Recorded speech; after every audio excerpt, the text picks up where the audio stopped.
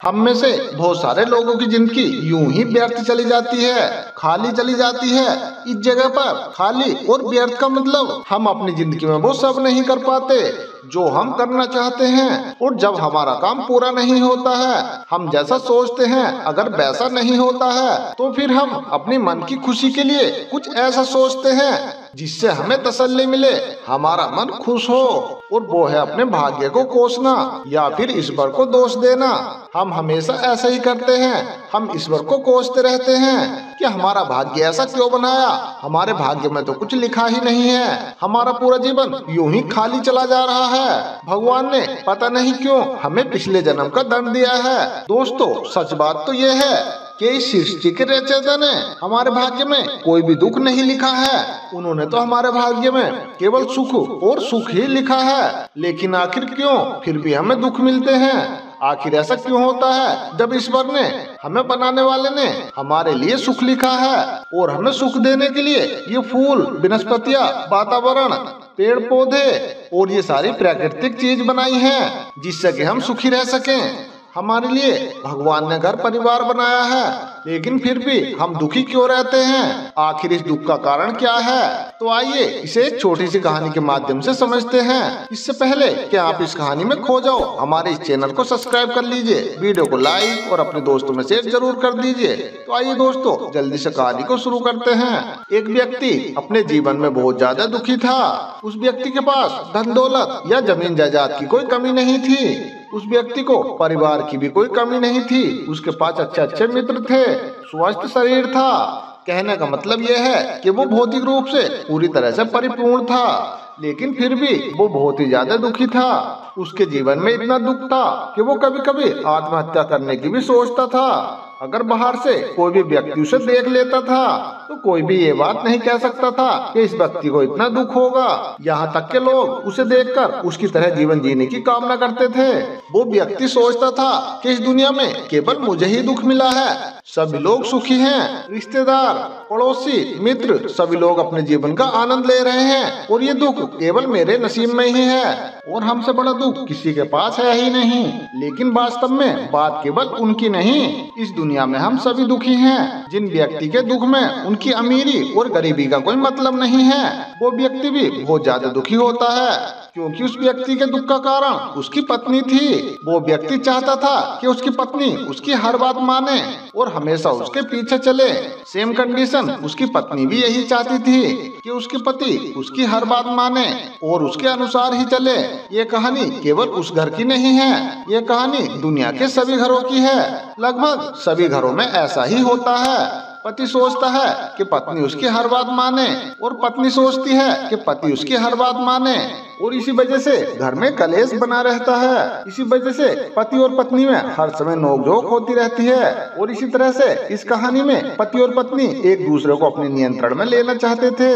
दोनों में से कोई भी झुकने को तैयार नहीं था और उनके घर पर हमेशा कलेश बना रहता था। पत्नी को ये लगता था कि मेरे पति पर किसने जादू टोना कर दिया है, इसी वजह से हमारे घर में सुख शांति नहीं है, और पति को लगता था कि ये दुनिया हमारे रहने लायक ही नहीं है। फिर एक दिन अचानक उन दोनों के घर एक गुरु आए। उस गुरु ने भिक्षा के लिए आवाज लगाई। तभी अंदर से उस व्यक्ति की पत्नी भिक्षा लेकर आई और भिक्षुक के झोली में डाल दी। उसका उदास चेहरा देखकर गुरु उससे बोले, हे पुत्री, तुम उदास क्यों हो? क्या तुम्हें कोई दुख है? पत्नी बोली, जी हाँ गुरुदेव, मुझे बहुत दुख है। हमारा पूरा घर दुखों से भरा पड़ा है। हमारे घर में तो सब कुछ है, लेकिन सुख नहीं है। क्या आपके पास कोई उपाय है गुरुजी, जिससे मेरे घर में शांति आए, सभी लोग सुख शांति से अपना जीवन व्यतीत करें और हमारे घर में बरकत आ जाए, हमारे घर का सारा दुख चला जाए? फिर गुरु ने कहा, क्या तुम्हारे पति को भी दुख है? अगर है तो अपने पति को भी यहाँ बुलाओ। फिर पत्नी अपने पति को वहाँ बुला कर लाई। फिर गुरु ने उसके पति से कहा, हे बेटा, क्या तुम्हारे जीवन में भी दुख है? क्या तुम्हारा मन भी आत्महत्या करने के लिए उत्सुक रहता है? गुरु की यह बात सुनकर वह पति गुरु के चरणों में गिर गया और गिड़गिड़ाते हुए कहने लगा, हे गुरुदेव, आपको सब कुछ जानते हैं, कृपया मुझे इस दुख से बाहर निकालो। सब कुछ है मेरे पास, लेकिन सब कुछ मुझे बेकार लगता है। मुझे इस दुनिया में जीने को मन नहीं करता। मुझे ऐसा लगता है गुरुदेव, जैसे हमारे घर पर किसने जादू टोना कर दिया है। कुछ दिन पहले तो सभी लोग खुश रहा करते थे, लेकिन अब कोई भी खुश नहीं है। सभी लोग एक दूसरे से लड़ते रहते हैं। मेरी पत्नी मुझसे लड़ती रहती है। उन दोनों की बातें सुनकर गुरु ने कहा, मैं तुम्हारे घर के सभी जादू टोने खत्म करके आपके घर में खुशियाँ ला सकता हूँ, पर इसके लिए तुम दोनों को मेरी एक बात माननी होगी। फिर पति पत्नी ने एक दूसरे को देखा और सहमति जताई। फिर दोनों ने गुरु से पूछा, हाँ हाँ गुरुवर, हम दोनों आपकी बात मानने को तैयार हैं। फिर गुरु ने कहा, क्या तुम्हारे पास धन दौलत की कोई कमी है? फिर उन दोनों ने कहा, नहीं नहीं गुरुदेव, धन दौलत की हमारे पास कोई कमी नहीं है। फिर गुरु ने पूछा, क्या तुम्हारे घर में किसी सदस्य की कमी है? फिर उन दोनों ने मना किया, नहीं नहीं गुरुदेव। फिर गुरुदेव ने दोबारा से पूछा, क्या तुम्हारे पास बच्चे नहीं हैं? फिर पत्नी ने कहा, जैसा आप सोच रहे हो वैसा नहीं है गुरुदेव, मेरे 2 बच्चे हैं। फिर गुरु ने कहा, क्या तुम्हारे ऊपर किसी प्रकार का कर्ज है? फिर पति ने कहा, अरे नहीं गुरुदेव, हमारे ऊपर किसी भी प्रकार का कर्ज नहीं है और हमारे घर में कोई बीमार भी नहीं है, सभी लोग स्वस्थ हैं। फिर गुरु ने कहा, क्या आपके घर में किसी का चरित्र खराब है? फिर पति बोला, नहीं नहीं गुरुदेव, हमारे घर में सब चरित्रवान हैं, सभी का चरित्र बहुत उत्तम है। फिर पति और पत्नी की बातें सुनकर गुरु ने कहा, तुम्हारे घर में तो सब कुछ ठीक ठाक है, लेकिन फिर भी तुम्हारे घर में जो दुख है मैं उसे ठीक कर दूंगा। तुम्हारे घर के जादू टोने सारे ही खत्म हो जाएंगे, तुम्हारा घर खुशियों से भर जाएगा। फिर बड़ी ही उत्सुकता के साथ उस पत्नी ने कहा, हे गुरुदेव, तो आप उपाय जल्दी बताइए। फिर गुरु ने कहा, बेटी, मैं तुम्हें एक दिया दूंगा और इस दिए को तुम साधारण दिया मत समझना। इस दिए को तुम्हें जलाना है और 30 दिन तक इसकी अखंड ज्योति जलती रहनी चाहिए और तुम दोनों में से किसी एक को इस दिए के पास हमेशा रहना जरूरी है। अगर तुम लोग इस दिए के पास नहीं रहोगे और अगर ये दिया बुझ गया तो ऐसे ही तुम दुखी रहोगे, तुम्हारे घर के दुख कभी भी खत्म नहीं होंगे। मैं ठीक 30 दिनों के बाद तुम दोनों से फिर से मिलने आऊंगा। यह कहकर गुरु वहाँ से चले गए। गुरु की बात सुनकर उस पत्नी ने अपने दुखों के निवारण के लिए वो दिया जला दिया और फिर गुरु की आज्ञा का पालन करते हुए फिर दोनों ने मिलकर वो दिया जलाया। अब बात यहाँ पर आती है कि हमारे जीवन में आधे से ज्यादा दुख तो यही है कि हम मिलजुल कर कोई काम नहीं करते हैं। हमारे जीवन में एक दिया जलाता है तो दूसरा उस दिए को बुझा देता है, लेकिन इस घर में दोनों ने मिलकर दिया जलाया। जब भी पति काम पर जाता तो पत्नी दिन भर उस दिए के पास बैठी रहती थी, उसमें तेल डालती रहती थी और इस वजह से वह अपनी भूख प्यास का भी ज्यादा ध्यान नहीं रख पाती थी। कभी कभी तो वह पूरे दिन भूखी ही रह जाती थी। परिवार के सभी सदस्य उन दोनों की बहुत मदद करते थे, उसे भोजन बनाकर दिया करते थे। शाम को जब पति घर आता था तो वह भी उस दिए के पास बैठ जाता था और फिर उस समय पत्नी थोड़ी देर के लिए आराम कर लेती थी। कुछ देर पत्नी का आराम करने के बाद फिर वह अपने दिए के पास आ जाती थी ताकि उसके पति भी थोड़ा बहुत आराम कर सकें। परिवार के सभी सदस्य इस काम में उनकी बहुत मदद करते थे। एक दिन बहुत तेज तूफान आया और वह दिया बहुत तेज भड़बड़ाने लगा। ऐसा लग रहा था कि वो दिया बुझ जाएगा और फिर परिवार के सभी सदस्यों ने दिए के चारों तरफ इकट्ठा होकर उस दिए को घेर लिया और उस दिए को बुझने से बचा लिया। घर के सभी सदस्य रात भर दिए के पास खड़े के खड़े रहे और इसी तरह से उस रात के अगले दिन 30 दिन पूरे हो चुके थे।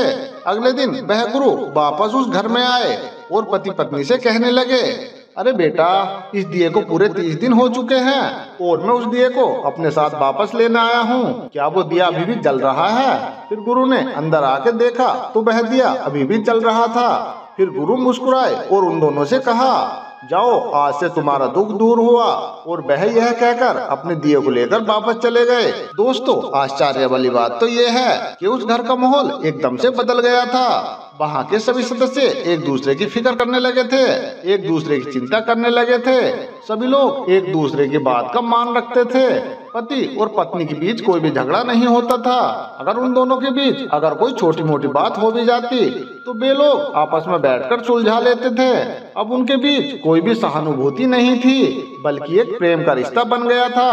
दोस्तों, वास्तव में हम अपनी जिंदगी में करते ही क्या हैं? यहाँ सभी के पास अपना अपना एक दिया होता है। हम अपने दिए को बचाने में लगे हैं और जब तूफान आता है तो कोई भी अपने दिए को बचा नहीं पाता, क्योंकि हम में कोई भी क्लास नहीं है। हम अकेले अकेले ही अपने अपने दिए को बचाना चाहते हैं, जो कि असंभव है। असली बात तो ये है कि यहाँ पर हमें कोई अपने दिए की चिंता ही नहीं है। हम बस दूसरों का दिया बुझते हुए देखना चाहते हैं और यही हमारा सुख बन जाता है। लेकिन इस सुख के पीछे भी हमारा दुख ही है, क्योंकि हम दूसरों का दिया बुझते हुए देखना चाहते हैं। कहने का मतलब ये है कि खुद से ही हम अपने जीवन में दुख लेते हैं, इसीलिए हमारे सुख के पीछे भी दुख है जो आपको हमेशा घेरने के लिए तैयार रहता है। और इन्हीं झगड़ों में कभी कभी हमारी जिंदगी निकल जाती है। तो दोस्तों, आम भाषा में कहने का मतलब ये है कि हम लोग एक दूसरे को देखकर जलते हैं। हम सबसे एक दूसरे की खुशी बर्दाश्त नहीं होती और हम लोग चाहते हैं कि दूसरा दुखी रहे और हम सुखी रहें। लेकिन ऐसा करने से हमें कभी भी सुख नहीं मिल सकता।